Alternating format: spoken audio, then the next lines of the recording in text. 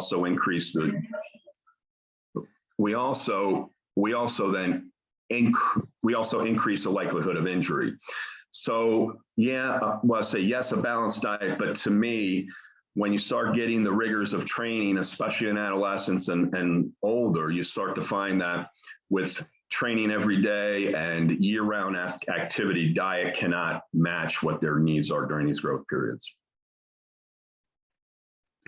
So if we ask the question, what is a dietary supplement and are they regulated, and if they should be?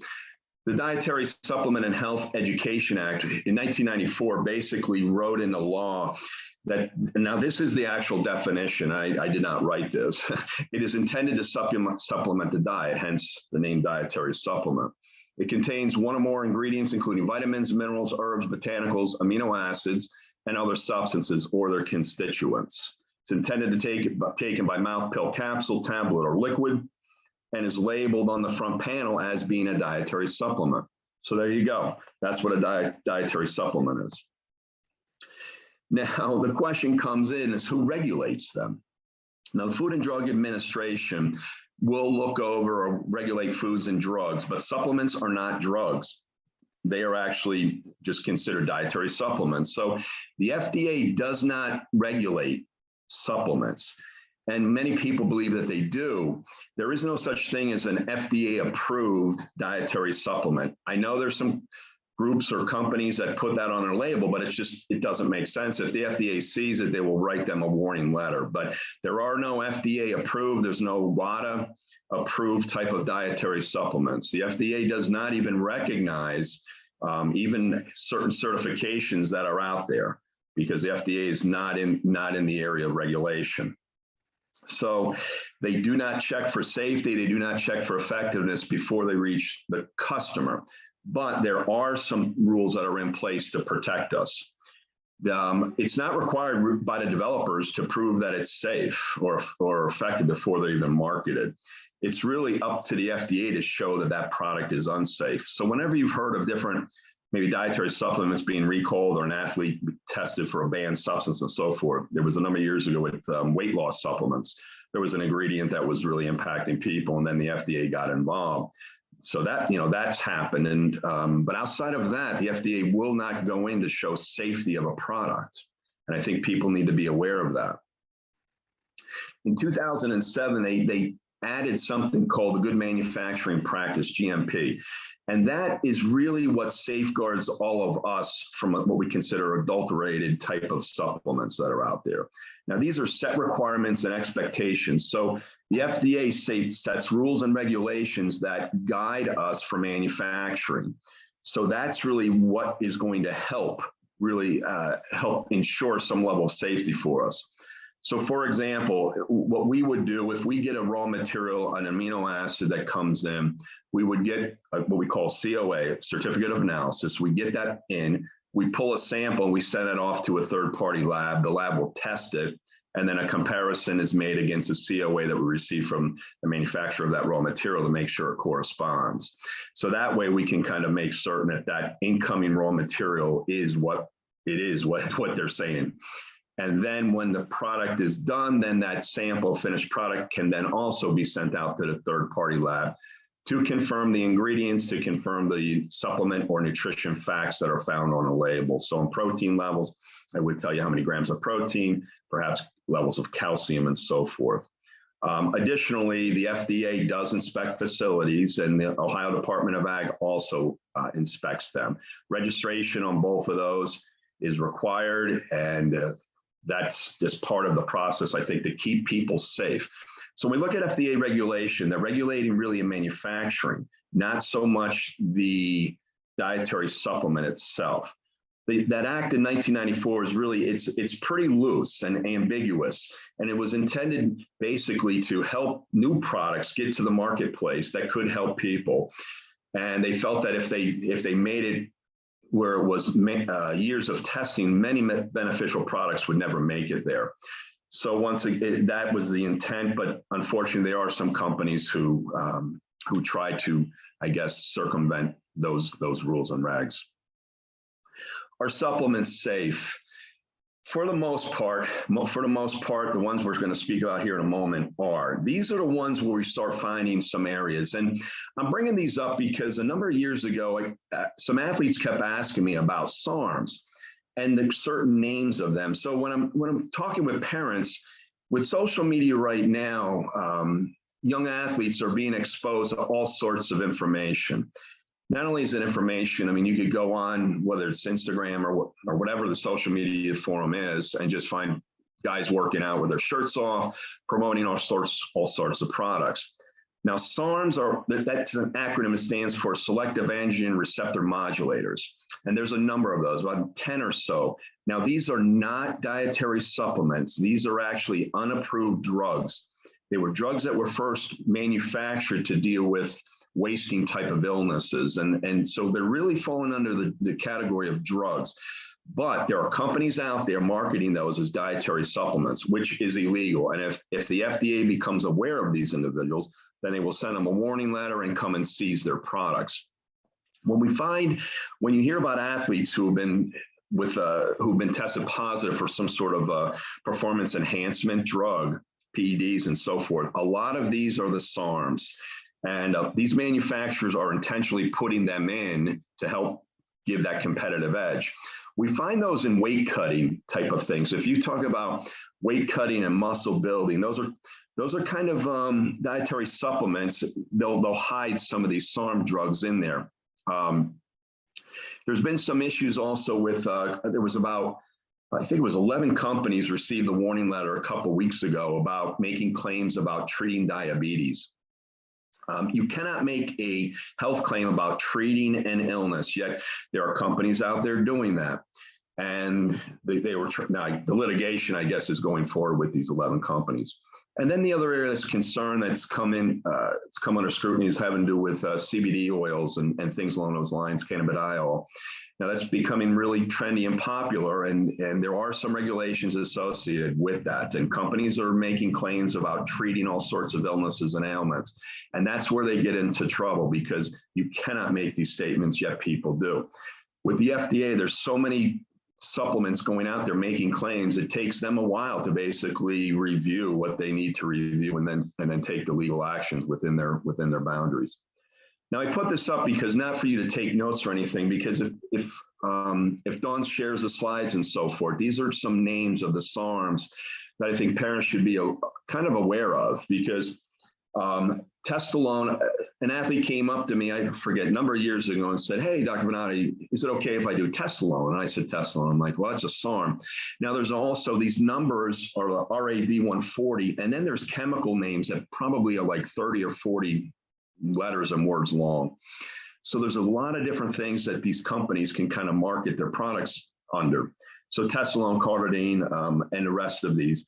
There's a few other, these are some of the major ones that you will see. Ascorbic was one that an athlete was banned not that long ago for having a weight cutting drug that contained it. So once again, these are not found, generally speaking, in the protein drinks that you see, even the amino blends that are probably out there, amino acids, those type of things. Even the majority of the pre-workouts are not going to have these. You have to actually hunt for these. They're going to be in the muscle building or weight cutting kind of area. And they are still sold. You can go online right now, put in SARMs, and order these. How they get around it is they put for research purposes only, and they say not for human consumption. And they have that right on the label.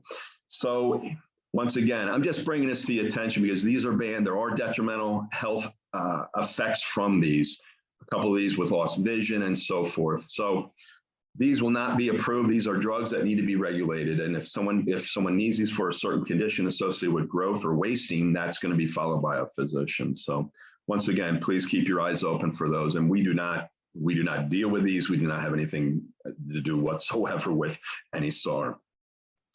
When I start looking at nutrition as well as even dietary supplements, what would I consider red flags among some of the athletes I deal with? We consider unintentional, really anything with weight loss. Intentional weight loss can be where an athlete associates their weight with performance.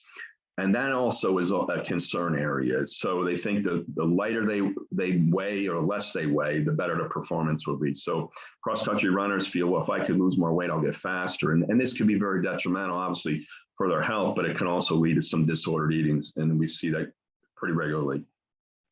That, to me, unintentional or unintentional, when your calories don't meet your demands,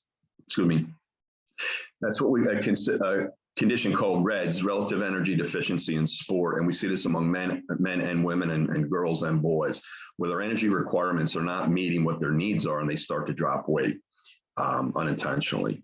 And then what we end up seeing is a decrease in performance. Decreases in performance can indicate a number of different things, but looking from the nutritional standpoint, there are a few here with carbohydrates potentially. Injury is something, as I mentioned before, we're seeing among athletes all the time. Injury needs to be addressed with nutrition. It needs also, even with stress fractures, some of the things that we see as indications of probably low caloric intake combined with some mineral deficiencies. So when we do a people from athletic training, or when they're meeting with athletic trainers for whatever the injury might be, we try to do some nutrition combined with them to try to get them back to play as quickly as possible. So any athlete that is injured really needs to look at his or her nutritional intake, or speak to somebody who can help them look at it. Illnesses as well, tied to the immune function.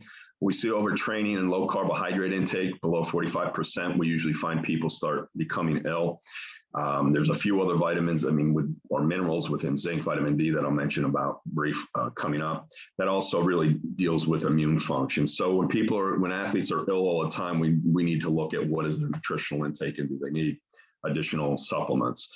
Fatigue can be from muscular fatigue, but it can also be due to energy. And then can we meet this through nutrition? And if we can, that's the best way, because food is always the number one priority first. But for many athletes, their demands are much greater. The concept of burnout, where we have athletes who are really dedicated individuals to a sport, but all of a sudden they're like, I don't know, I just don't feel like playing anymore. I don't feel like going to practice and so forth. That to me is an indication of nutrition, especially in the area of carbohydrates. As I mentioned before, we see it drop too low. The fatigue, the burnout is pretty prevalent. And that indicates somewhere below 45% of intake. And then for females, if we have any kind of menstrual cycle interference that really is tied into weight loss and areas in that within that realm, females can return back to regularity if their training slows down a little bit or lightens up, and then they bring up their caloric intake, and we can return to a normal cycle without any real detrimental impacts. But as a concern, and that is also an indication of issues. Some of the supplements that I get a lot of questions for that I saw this evening, I just want to hit on a few of these areas. We're going to talk about some protein, and I'm going to get a little bit more detailed about that. And then a lot of questions on creatine monohydrate, and whether it's safe. And yes, creatine is safe. And about dosages, we're looking at about 5 grams dosage, which is a lot of companies will put in 1 scoop. It's probably a little bit less than a teaspoon, and that is fine. The creatine it can be found in meat. So if I'm dealing with a vegetarian, then creatine would be something I would recommend them probably increasing at some point. As far as people having questions on creatine and dosing before or loading, it's really not necessary. Taking it before or after exercise, the research indicates either way, there's benefits on both, but generally dosing only 1. And we're looking at even creatine used for senior citizens, elderly, to help them maintain some muscle mass. Creatine does not make you stronger. It increases energy in a source really of ATP, which allows you to work out more. There is a little bit of water retention we see with creatine. There's some anecdotal type of cramping that really has never been substantiated in the literature, but some people do report that. But cramping can be caused from many different things. The branched chain amino acids, BCAAs. Now, BCAAs really make up protein. So when someone says protein, what I'm thinking really are the amino acids that make that up. So when we isolate those out, the branched chains are really metabolized primarily within muscle. They're not metabolized in the liver like the other amino acids. So there's 3 of them: leucine, isoleucine, valine. Those are your primary BCAAs. So what we do, if we take those in, they will bypass and it'll go to the muscle, and then it can be metabolized there.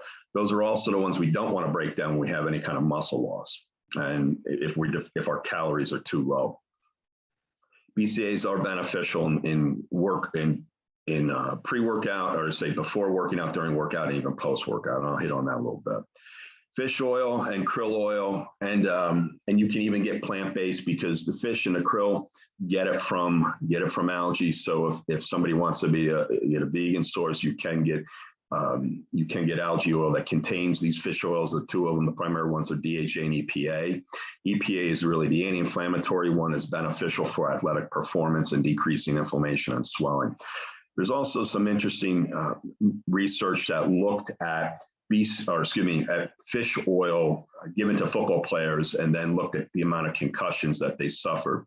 And they did find that supplementing about 2 to 3 grams, 2,000 to 3,000 milligrams a day actually reduce the occurrences of concussions. Now, I'm not saying it prevents concussions, but what I'm saying is the study indicated that somehow was impacting the rate and the prevalence that they saw.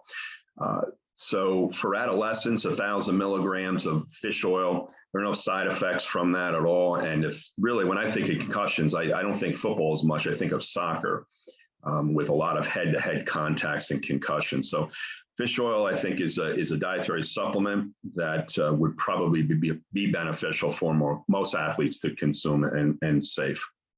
Pre-workouts, that's an interesting area there. A lot of athletes will take pre-workouts, and they consist of some aminos, some caffeine, some other stimulants that are in there.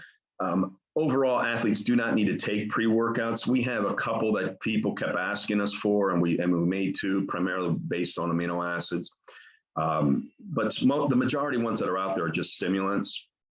And you don't need to do that. You can strategize different foods, and even some carbohydrates, and even some BCAAs if you want to do a pre-workout. But that's where you get into a multitude of companies that just do pre-workouts, because we know that athletes are always switching them around. And if you look at some of the names of these pre-workouts, maybe some of the parents here have seen some of them, and they kind of indicate they're all over them. They're really there to just grab the interest of young athletes primarily, but they're really not that necessary in order to have athletic performance.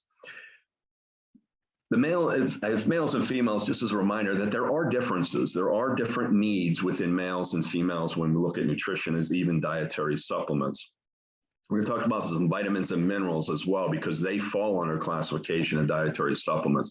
And there are distinct differences in even the amounts that I would recommend differently based on gender. There are gender differences, no question, especially among adolescents and developmental stages. Vegans, if you have a vegetarian or vegan athlete, depending on the level of vegetarianism, that to me, in my experiences, has always been a concern with athletics. Vegetarianism is a fine dietary pattern, dietary belief system. But when I look at athletes and the nutrition that they need to meet the demand, my experiences in the years that I've been doing this is the majority of vegetarians that I've been working with at some point suffer some injuries, usually related to bone and some other areas. We actually had a good portion of our male team, I think it was last year, wanted to just eat vegetarian. And we had probably more injuries that season than we've had in the years past. And there's a number of different reasons for nutrients. And I'll talk about that when we get into the proteins. Really, when I look at dietary as well as even dietary supplements, they need to be sports specific. So I know there's probably parents who have athletes here from cross country to swimming to baseball, football, and so forth. They are all different, and it really has to do with the timing. If we're looking at strength training versus perhaps endurance swimming or endurance running versus hurdles and so forth, there are different recommendations. So making sport-specific supplementation recommendations really come down into the timing of the sport. And we're going to talk about that as well. So a protein, question comes in, animal versus plant protein. And I think someone had asked the question about leucine and leucine found in animal proteins. And there's some found in plant protein. Now, are they the same? No, they're not. The plant protein lack a few amino acids that are necessary to build human proteins. So what ends up you have to do is you have to take in considerably more plant protein, if you were like in gram for gram, compared to animal type proteins in order to get the amino acids that you need to actually produce and make muscle. So in a comparison, if a person was saying, should I have plant or animal protein, and there was no really no difference, I always just say they had no preference based on their philosophies and so forth, then animal would be the better choice when we look at our athletes. The primary proteins that I would be looking at would be whey proteins. Now those could be whey protein isolate, whey protein, hydrolyzed whey protein, or casein whey protein. We also have egg protein known as albumin. That's a high quality protein. There's also some beef proteins, there's some chicken proteins out there now. Once again, those are the animal type proteins. And those are really what we consider bioavailability and digestibility. Those are going to be the higher ones that we see. So whey proteins, there's a number of those. When people say if they drink whey or something and it bothers their stomach, we get that question. It's really going to be having to do with the casein. So the casein proteins, the whey casein protein, is something that you should probably stay away from if you're having that. You can get an isolate, WPI, whey protein isolate, which many athletes tolerate a lot better if it doesn't have the casein. When we're looking at how much should an athlete consume, we're looking at grams. I know some people might be numbers people and some might not be, but when I say, okay, how much should I do? We really look at a couple of things. If say someone goes and works out, and it could be an adolescent swimmer or football or baseball or track, it doesn't matter. And they're working out, they're going to the weight room, they're doing strength training, or they're exercising, even a game. Look at consuming about 20 grams post, but also combine it with some carbohydrates. So say, for example, you could try to eat a couple of chicken breasts, that's fine. You could also take a protein drink that's going to give you somewhere around 20 grams, which would be adequate as well. But also take some carbohydrate in. Carbohydrate could be in the form of a bagel, could be a form of a Powerade or Gatorade, something along those lines. Not a Powerade or Gatorade Zero. Because actually, because zero means it has no sugar. And sugar, in this case of athletes, is not an evil. That is the carbohydrate that we need to break down, obviously, in the form of glucose to use for energy. So the zeros, all they're doing really is giving some electrolytes, sodium, potassium, magnesium, perhaps, and some water. But they really need to be getting the calories in those form of carbohydrates. And they're in the 6th or 7th percentile, which is beneficial for absorption. Have some protein, have a protein drink, or eat some protein, and then combine that with some carbohydrate. That's going to get you rolling as far as recovery goes. Another key area that I would recommend is consuming some protein before going to sleep. There's a number of different reasons, especially for adolescents. We look at big periods of growth, and growth is tied to spikes within some of the hormonal releases within adolescent boys and girls. Is we see some of the spikes are going to be during the evening when they're sleeping. So taking in some protein, and in a micellar casein would be the better one because it's absorbed more slowly. That would be the protein to take before going to bed. What that does is it helps with muscle recovery. Additionally, it helps reduce some of the muscle breakdown. If you're sleeping for 8 hours, 6 to 8 hours, whatever the time frame may be, you're obviously not eating. So what ends up happening is you actually start to break down some muscle instead of recovering. And with adolescents, I stated, their dietary intake is really all over the board, and most of you are probably aware of that. And if we can get in some good dietary habits of taking in some protein right before bed, that will help. Many athletes will say, wait a second, I'm going to gain weight, I'm going to get fat. It's not the way it works. What ends up happening with that is it's a little bit more complicated than just eating something before going to bed. And we cannot compare someone like grown adults like us against an athlete who is really training all day long and training multiple times throughout the week. It's a totally different kind of a regimen. But taking 25 grams prior to sleep will help. And then those who are actually then working out in the morning, it will help them be recovered a little bit better than not. We're not a big fan of athletes skipping meals or eating or having large voids with no food coming in, especially during heavy training periods. The dietary supplements with vitamins and minerals that I would consider important and I would really evaluate if my adolescent athlete is getting adequate levels in their food. And some of these have to, with the vitamins, we're looking at vitamin D3, cholecalciferol, and I have here, get it checked. Vitamin D levels in your blood can vary month to month and take quite some time to actually get into the higher levels that are beneficial. So that is something that I tell all our athletes, hey, go and get your vitamin D tested. It's more important at your age to have your vitamin D than your cholesterol levels. And it's something you have to ask for separately, and you don't have to be fasting, but it's well worth it. And even adults need to have their vitamin D tested. Do it twice a year would be good. If we can get every athlete to get it tested once a year, that'd be outstanding. And that is something well worth looking into. I'm going to hit on D, but a little bit more. But vitamin C, ascorbic acid.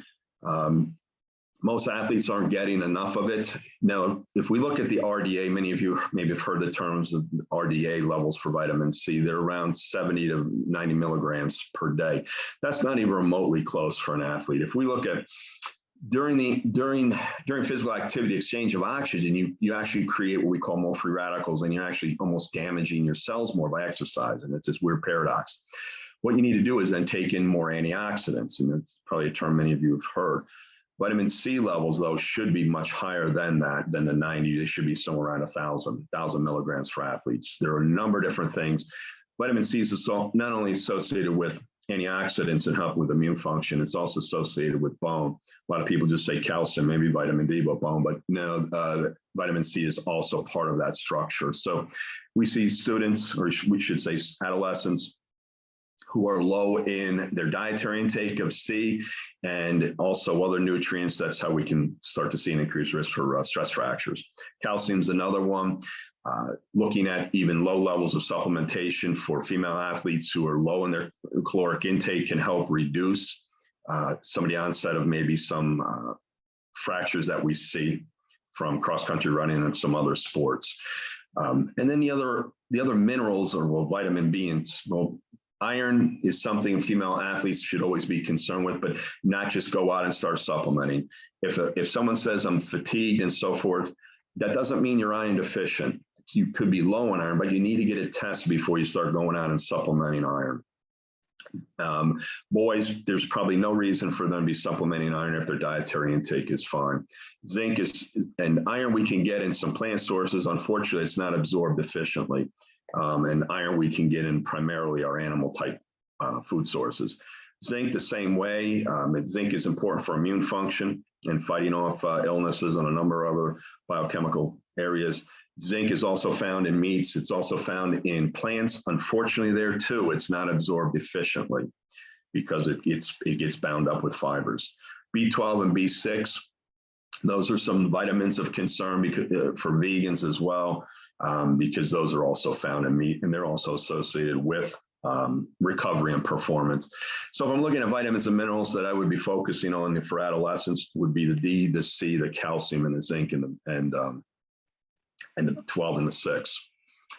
The interesting about vitamin D is we see a lot of hamstring injuries. There was a study that was conducted at the combines, the NFL combines, a number of years ago, and they looked at some of the players who had hamstring injuries, tears and sprains and strains, and they found out that they were more likely, those who had low in vitamin D were twice as likely to suffer these injuries. So when we look at athletes who strain hamstrings, one of the first things to do is look at their vitamin D intake, and hamstring injuries can be nagging, and even after repair, it really takes a close monitoring vitamin D levels and helping them bump the serum levels of vitamin D.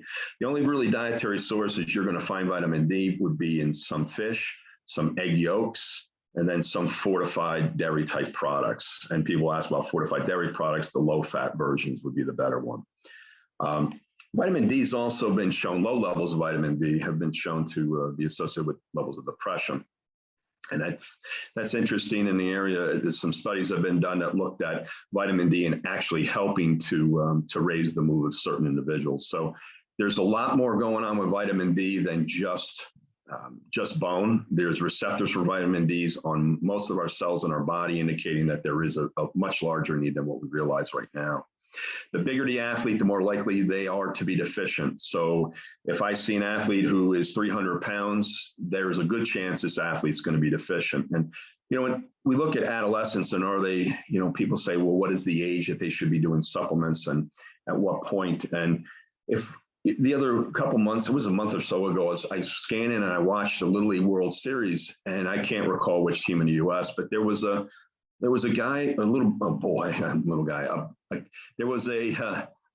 on one of the baseball teams that was 6 foot, 170 pounds. So he's whatever, 13, 14 years old. So a person like that is going to have greater needs for vitamin D. So age is not necessarily what I would be looking at. It's really the physical development of the athlete themselves. Now, if I look at why should an athlete also be concerned with D, and there's a couple of things. One, it increases muscular strength, and we've seen that with its work with fast twitch muscle fibers as well.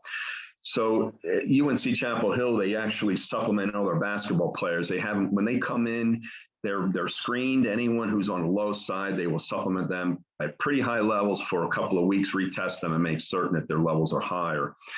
But what they found is that if they can increase their vitamin D to the levels appropriate, that they can actually increase the ability to jump higher. And that has to do with some of the muscle fibers. So we actually see an increase in muscular strength with D and actually quickness from that. It improves VO2 max. Now, VO2 max has to do with your ability to have oxygen exchange. So the higher your VO2 max, the better conditioning athlete you are. And we see that vitamin D can also help to improve that. And then some studies even indicated put test booster, but small levels of testosterone bump up. Not to anything significant where you're going to call it a testosterone booster, but there are some indications that this may be beneficial for that area. Improve the immunity. Once again, immune function is important, and vitamin D can do that, and then decrease swelling, inflammation. And as an athlete, we really want to focus on decreasing inflammatory responses or swelling, because swelling in an athlete really can lead to changes of range of motion and then basically not being active within the sport. So we're looking at within muscle repair and synthesis, and people were asking the questions about, should I do carbohydrates and should I do those kind of things, and when should I do it? Or should I do protein as well? A couple of areas that I would look at. Post-exercise, we already spoke a little bit, but what's the reason for taking in some carbohydrate? We want to do our protein, but then we want to do some carbohydrate. Combining some branched chain amino acids before and after or during. So branched chain amino acids will actually start muscle synthesis. So if you take them in and you drink your BCAAs while you're working out, you'll actually start muscle synthesis, but then you follow it up with some protein to actually help repair and build that muscle. So BCAAs, branched chain amino acids, you can take them before or during or even after to help with some level of muscle soreness. Once again, combining a protein with the carb is good. Protein before bed, we already spoke about that, but that's also a very good window to do it. Athletes may be concerned about reducing weight or gaining weight, depending on what their area of emphasis. We do know about this. If you're trying to control some of your weight for whatever reason athletically, if you take your protein with your meals, you actually will reduce your caloric intake. I mean, it makes some level of sense. But we don't compensate for snacking. So if you eat snacks, it doesn't mean you eat less lunch or less dinner. We don't see that. Snacking actually increases caloric intake throughout the day. So if an athlete's trying to put on some mass and some more weight, then we would recommend a protein drink somewhere throughout the day. And for some of our athletes that I work with on a regular basis, it could actually be 2 protein drinks a day. For adolescents, probably 1 protein drink a day that they could take to school, mixed with water or something, probably be better than some of the lunches that could be available to them. The greater the intensity, the greater your carbohydrate burn. So let's say, for example, you have one of your athletes is doing is a swimmer and they do short distance. They're burning nothing but carbohydrates. You have a sprinter, they're burning nothing but carbohydrates on track. Now that's something to remember when we say, what should I be taking carbohydrates? Should I be taking carbohydrate drinks and so forth? And the more intensity, the more carb you're burning. So if you're a long distance runner, you're burning different types of fuel than you are with sprinting. So any sport that involves sprinting, carbohydrate, glycogen is just stored carbohydrate, is crucial to maintain that. Because otherwise what happens is you'll fatigue and then you'll basically we call bonking, and that's when you run out of carbohydrate to use for energy. What we've been working with our athletes, and I would recommend it also for adolescent athletes, is looking at basically 2 days out from your major event, and focus on carbohydrate intake. So things along the lines of pastas, rices, those kind of things, some fruits and vegetables, those kind of carbohydrate sources for 2 days, and then taper with your exercise. And we've looked at many strategies as far as should you overtrain and then skip carbohydrates, sleep low, and all these other things that are out there in the science. And there's a number of reasons not to do that. And we found that a 2-day carb load for prior to your event seems to be the optimal amount that we can get our athletes to perform, and then taper that as well with the exercise.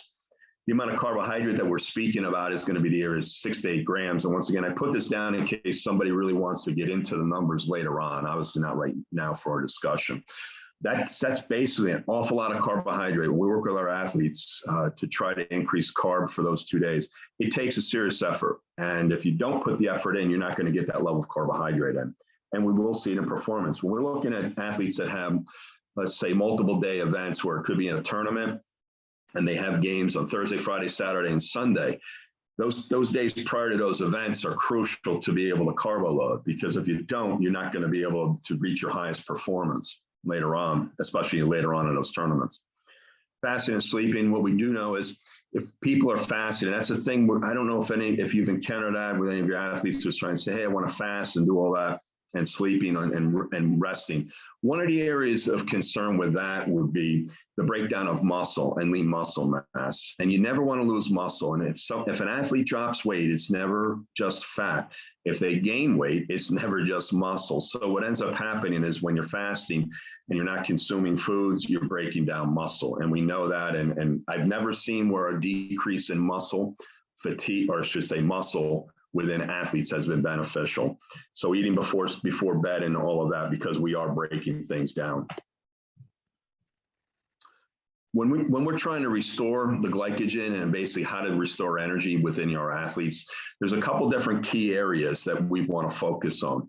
As soon as an athlete is done with their sport, so let's say someone's playing soccer and they're done and they're on the sidelines, their coach is speaking to them. As soon as they're there, immediately consume some carbohydrate. Immediately. Don't wait until you get to the car to drive home to stop somewhere.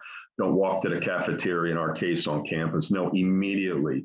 What ends up happening is there's different ways that we can absorb carbohydrate, and exercise will increase absorption. So very small windows. So within 30 minutes, you're maximizing your absorption. And what ends up happening is if you don't consume some carb, a Powerade or Gatorade or something along those lines, you don't maximize your carb sources. So people talk about recovery and nutrition. The best way to me is the timing, because timing is what recovery is all about.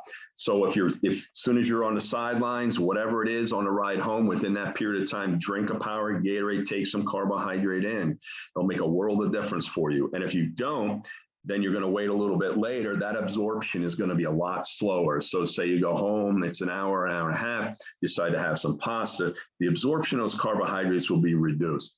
So when we're working with athletes to try to restore them as quickly as we can, as soon as they're done playing, Powerade, Gatorade, something along those lines, and get that carb going, and then try to get some full food into them. If you have tournaments or you have games where you're playing multiple days during a week, what we try to do is have carbohydrate every hour or so. Don't just have one big meal, have it about 3 hours, have a little bit of carb, and just really that window of 3 hours post-exercise would be ideal to help your athletes recover. You say, does it really matter? When you're younger, you can get away with a lot of things, but what ends up happening is if you deplete your carbohydrate stores, then we get into potential injuries, as I stated before, and fatigue and so forth, and you can't maximize your training. So the teams that really win as they move forward are the teams not only has training better, but also has tied their nutrition in with their training to maximize that. One of the products that we developed at Attrition is what we call endurance fuel. Now, endurance fuel consists of a carbohydrate called cluster dextrin. There's only one company in the world that makes it, and it's a smaller kind of structure, if you will, of carbs, so it's absorbed very quickly and it's easier on the GI or gastrointestinal tract. So our athletes would drink this. It's got carbohydrates and it also has the branched chain amino acids and 2 other amino acids that help get converted into energy, and then also has some electrolytes in there. So that's really our endurance fuel is more of a, I would say, an upscale of Powerade or Gatorade. It's a much more complex kind of a drink, but that really is what we are focusing on, trying to restore some of those lost energy sources. We have stim and non-stim. So the question comes up, should I consume caffeine? An awful lot of interest in the area of caffeine. The question is, do you consume caffeine, and should you? Do adolescents consume caffeine? Many of them do. Many of them are consuming much too high of a level. So, we start talking about energy drinks, and they're really not energy drinks. They're basically stimulant drinks. And the term energy really means calories. So a can of Coke to me is an energy drink. Well, we're looking at stimulant drinks, and energy drinks for the right person are fine. I don't look at an energy drink as an evil, and many people will be like, well, aren't all energy drinks bad? No, drinking 3, 4, 5, 6, sure, that's bad. But if we're looking at caffeine and performance, the research indicates that yes, there are some distinct benefits with caffeine. So if an adolescent athlete is not consuming caffeine, I'm not going to say, hey, go out and do caffeine.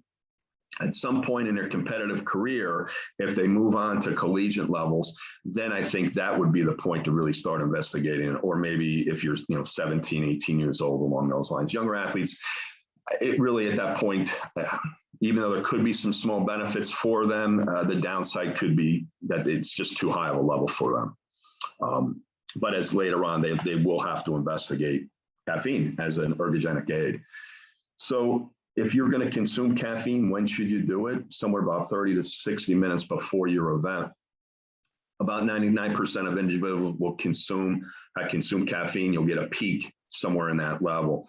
And it takes about 3 milligrams per kilogram of body weight is where you want to be. So if you look at that level and you stay under that, then you're safe, because we've looked at the literature on this. And if a person is taking in 100 milligrams, it's like a cup of coffee from Starbucks and so forth, there are no detrimental impacts associated with caffeine consumption. We call the half-life. It takes about 3 to 5 hours to break down half of what you take in. So if an athlete is having a game in the evening and they're drinking, let's say, coffee, and they have difficulty falling asleep, that would indicate that they need to bump their caffeine back a little bit later, because it's going to take 5 hours. So if you had 100 milligrams, it's going to be broken down approximately to 50. And that 50 for some people may keep them awake at night. It is a banned substance in NCAA because there are distinct benefits associated with it. But the levels that you would have to consume in order to test positive, if you will, for caffeine are well beyond what the average person would be consuming. The detrimental impacts of caffeine, if you look at it, are up and around 5,000 milligrams a day. So if you're looking at 100 milligrams of a cup of coffee, maybe on average, what is that, 500 cups or something, or 150, whatever it is. It's a lot of coffee. So the average person is not going to be consuming that. People say, what about pills? And the pills are regulated. You cannot buy caffeine powder anymore because people were taking too much because they didn't know how to measure things out.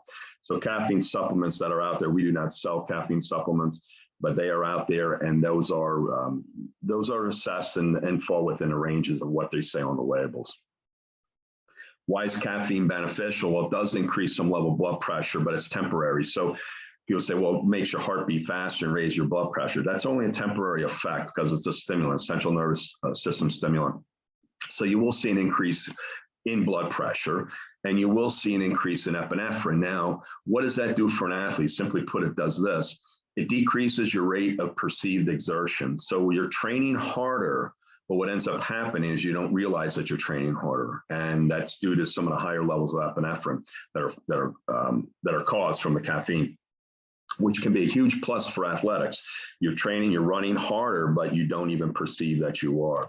And then the other area that's been, the research has indicated, it helps create more fuel for your body and then release of fats from your fat cells. So we call free fatty acids are released from fat cells, your adipocytes, and then those fat cells, or excuse me, those fatty acids can be used for fuel.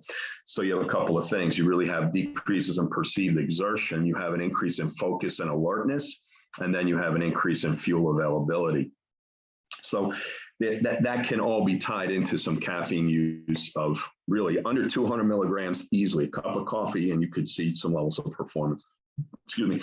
I think there's probably a fair amount of adolescents drinking a lot more than that, with cups of coffee at Starbucks or wherever they're going, combined with some of the energy drinks that are out there. So if I look at really what are we trying to do with nutrition and supplements, we're trying to really maximize athletic performance. To do so, it really is going to take food as well as dietary supplements to keep them healthy.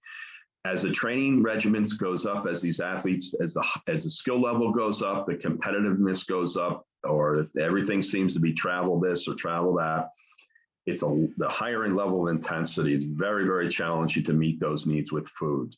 And that's where dietary supplements come in. But they have to be really targeted at the specific needs of that athlete, and not necessarily just taking a general recommendation of those. There are specific needs to be met with specific recommendations. So you really need to get up with, if you can, with someone who does some sports nutrition to speak about, hey, here's my athlete and they're having this problem, or this is the sport they're in. They're trying to increase that or decrease this, and have someone really work with you. There's an awful lot of information on there, online and everywhere else that we can find. And it's very difficult sometimes to surf through it and then come to a conclusion. But really, just to summarize also, as far as safety of dietary supplements, would I feel safe giving dietary supplements to my children? And did I? Yes, I did, within the realms of protein or the aminos, or those kind of carbohydrate ones. Getting into some of the other areas with the Sarms and some of the pre-workouts, I don't feel that that's necessary, and that's where you start to run a risk of a little bit more increased chance of adulterated. The rest of these Sarms, like you're saying, CBD oils, all of these, no. Vitamin D, yes. Vitamin C, those still considered dietary supplements. Vitamin, potentially calcium for some adolescents as well, female adolescents. And then fish oil, I think, would also be beneficial for them as well as many people here in the audience. I like to try to really look at preventing injury first. There's times I just get tired of trying to treat injuries, especially with incoming athletes, and the injuries that we're seeing among adolescents. It's a lot more than than it's used to be. So really, if we can prevent injury, that would be great. And then we can try to treat it. But that's a mindset we have to kind of be really looking at with athletics now. Prevent it instead of just treating it. And then also I want to just remind everybody, because really have fun with athletics. I've lived it, I've done it, and I've had kids in it, and all different sports, and it does go quickly. So have fun with it. Don't overemphasize the competitiveness to some extent and jeopardize your health in it, because it does go quickly, and you hope that there were all positive experiences that you have along the way. I tried to address some of the questions that I received from Dawn. There's, like I said, there were a few pages of these. I'd be more than happy if you have a question. Feel free to shoot me an email, and I will get back to you. I will return it if there's other questions about your student athlete, or your child athlete or young athlete. Please let me know as well if you're up in the Ashland area, or even if you're somewhere here locally and so forth. If you're interested in something more specific for teams, with, let's say, swimmers or track, those are totally different discussions I have, and we just don't have enough time here. But my email's here. You can contact me at any one of those emails, either at Ashland University or Van Trition, either one of those. I've also, for Dawn asking me to come and speak. And I'll tell you, I'd rather speak face-to-face with people than on the Zoom medium. But that's something I've had to embrace. It's not nearly as interactive. You can't see faces, you can't talk back and forth, but that's what we're doing. So for Dawn asking me, we also put a promo code here for Sports Nutrition to Go. And if you're interested to go there and try any of our products, it'll save you 20%. So that's just something we're going to be doing for about another week or so. We'll give you that chance. But if you have any questions about anything with dietary supplements, feel free to contact me. And I wish you well with everything. I wish you well with your young athletes, and hopefully we'll see them continue as they get older. David, Dr. Vanata, that was awesome. I can't thank you enough. Some questions came out and I tried to answer some of them. One was numbers on values, but on your supplements like vitamin D, calcium. Okay. Yeah, I could. Yeah. On What about the B6? I don't know what your recommendations. You mentioned B6, so I'm fascinated on what you would recommend on that. Well, with the vitamin D, we're looking at around 400 IUs, 400 international units. If someone's very deficient in adolescence, then we go up to 1,000 IUs. Okay. Now, the athletes that I work with, you know, in the collegiate level, we're up 5,000 IUs and some 10,000 IU. So it depends. But once again, with those, it's get your vitamin D tested, but use the numbers from the American Endocrine Society. Those are the ones that that we use, not necessarily from the AMA. Those numbers are on the lower side. American Endocrine Society has a higher standard that look at vitamin D levels because they're looking at immune function and some of the other areas that we're interested in for our athletes. With the calcium level, depending on dietary intake, if we have people with stress-related issues, then somewhere, you know, depending on the age of the adolescent, somewhere around 1,000 milligrams of calcium citrate or calcium carbonate, either one of those. I looked at the literature for absorption. It's probably 6 to 1, half a dozen. I mean, it's one of those things. So calcium citrate or calcium carbonate, combining obviously with some D and even magnesium.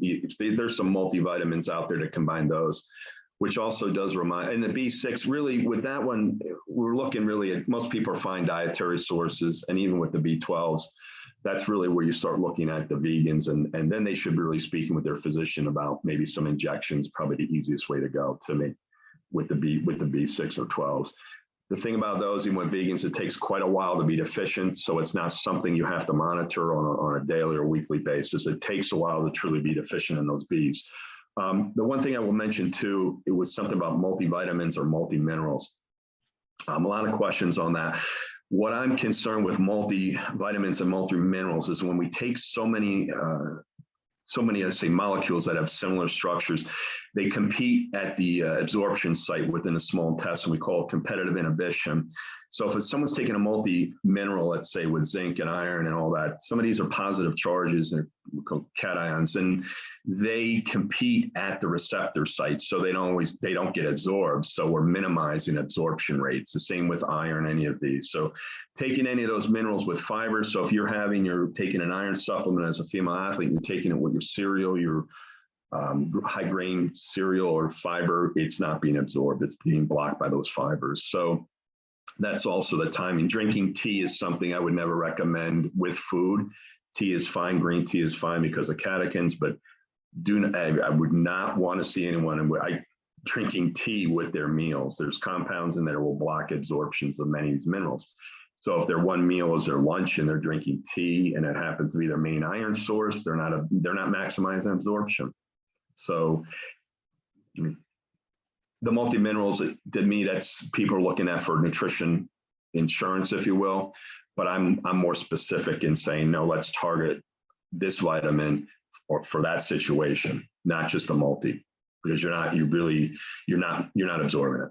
Ingestion is not the same as absorption. People think I eat it, therefore I absorb it. It's not. And that's really what we focus on with the timing and combinations, or not combining certain things with food, because that's what it's about. Nutrition is about maximizing absorption. Can you go into, we're almost at the end, but it's at 8 o'clock, but if you don't mind, this is my question. I notice you have the super greens, and can you tell me a little history on that product and how that came about? And then the other product that you have, what is it? The beet reds. You're going to have to help me. I'm sorry, but yeah. If you can just fill in those two, I'd love to hear a little bit, and then we'll close it up. Sure.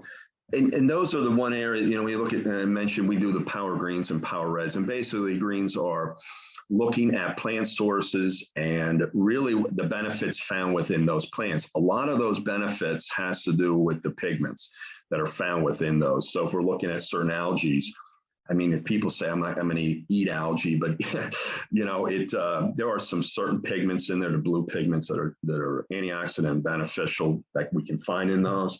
So when I look at the greens, all of those greens that we have in there, it's all plants, it's all natural. Even the sweetener in there is all natural, and the flavoring is all natural as well. And that's really targeting towards people whose vegetable intake perhaps is not at the level they need to be or should be. It's not there to replace. It by no means is there to replace, but it really is an easier way for some of our athletes basically to get some greens and get some of the antioxidants and the flavonoids and those chemical compounds, if you will, that are found in the greens. And the reds are basically, we do have some beet in there, and you know, a lot of athletes don't like eating beets. I mean, but they will do that, and also the reds in there from cherries and strawberries and things. Once again, it's the pigments that are beneficial because there's tens of thousands of the different kind of compounds that are found within certain fruits and vegetables. So it's a way to kind of add really these nutrients to your diet, where, you know, people don't go out and eat berries. I mean, can you eat berries? Absolutely. Should you eat berries? Yes, absolutely. Every day, every meal. That's what we tell our athletes. But I do know that they don't, and a lot of young athletes probably don't. So it's a way to kind of at least bump up some of those antioxidant properties. Wonderful. Those sound pretty tasty. I'm sure you can make some pretty good smoothies out of those. So yeah, we have athletes that mix them together. It wasn't the intent, but that's what they do. I mean, I can see that. I could definitely see that. Getting it all in one, you know, putting the fruit with the vegetable, right, and give it a little bit more flavor. And that's it.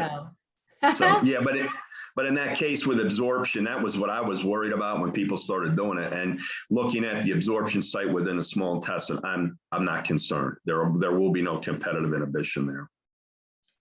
And I know I said we were done, but I have one more question that I'm sure people would love to hear is what are your standards for when you do your lab and you have your products, and what are some things that people should really know about a product if they're looking at a supplement, if it's safe or not? There are a couple of things. And one, you know, there are a couple labs that are out there that NSF is one. There's a couple ones that do for sport.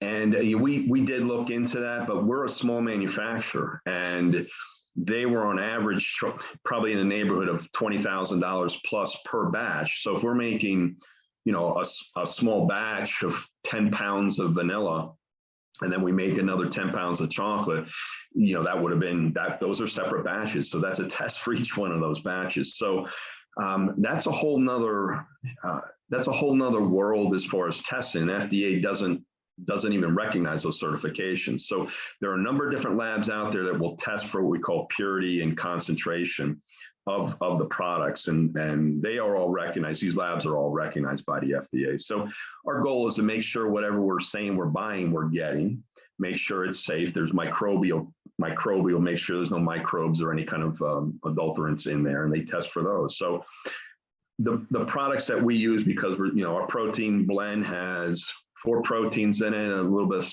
flavor and sweetener, that's it. And you know, when you start looking at small levels of ingredients, it's easier to control for any kind of variation.